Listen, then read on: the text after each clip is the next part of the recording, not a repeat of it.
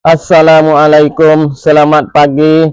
Hari ini hari Senin, tepat 29 bulan 12 2568, bersama dengan 48 Rajab 1447 Hijrah.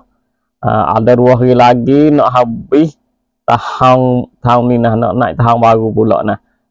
Tu dia mau pergi countdown apa tu, kita orang Islam tak usah pergi lah, duduk rumah. Tu koyak aku anak cucu lah, duduk rumah nah. Lepas tu Ramadan pun tak ada lama dah nah. Ni tak ada 80 hari dah. Ada tak lama dah kita nak masuk bulan Ramadan pula nah. Kita doa bagi kita semua ni siapa pula boleh puasa pula tahun ni nah. Kita main dengar berita nah. Kita pergi di Sahara. Marai ini hari Ahad nah. Naik Isra dia pergi di Sahara, pergi di Florida untuk nak jumpa dengan tren nah. Dia nak sorak dengan tren. Hari Senin hari ni dah dia nak pergi sorak dengan tren, dia nak pergi jumpa dengan tren untuk nak kecek buku rozah, buku nak cara rakyat tisong. Tu. Lepas tu kat gapo hak ya sorak tu.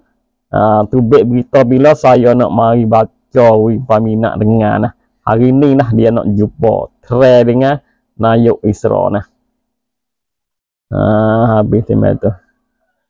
Kita pergi di Gazah nah. Orang Gazah hari ni buat Isra lepas tu baik pula nah, 10 hari pula.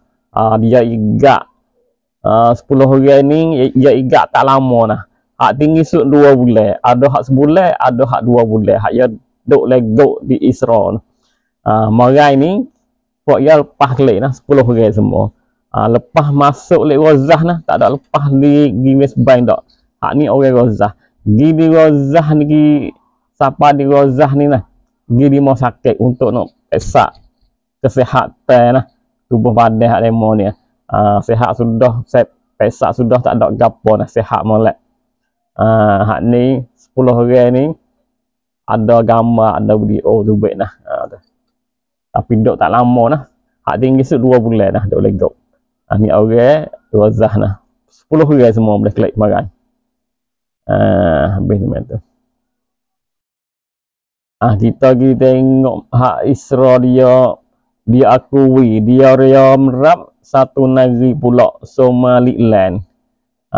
Tu Arab semua tu baik mari kalau dia panggil Stanibat Arab tu lah.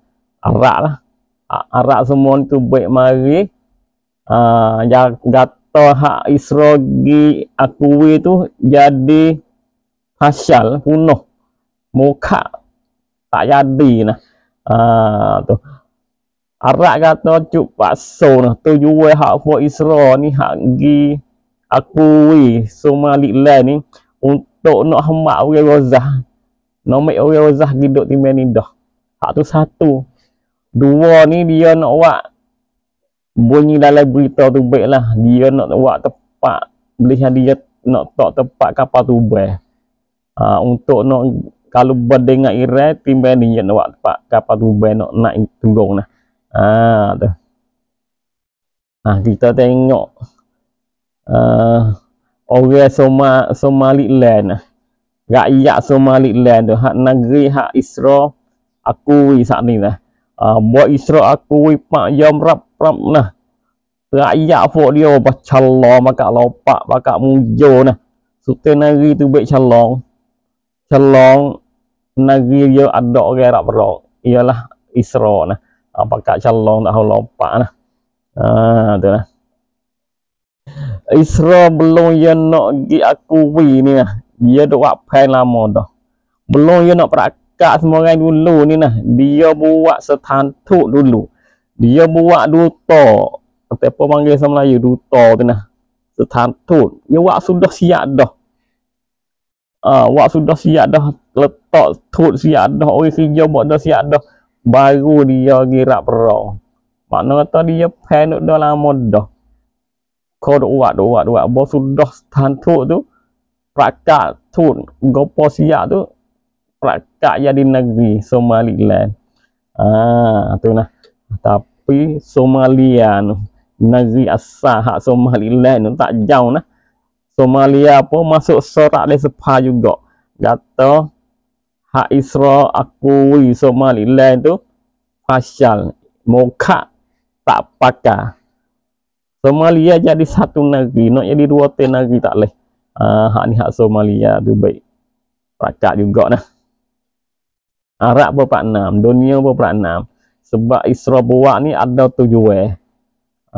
Satu mai orang Gaza hidup, dua nak buat tempat kedai nak perang dengan Iran ke kok mana nah. Tu. Ni satu berita tu baik lah.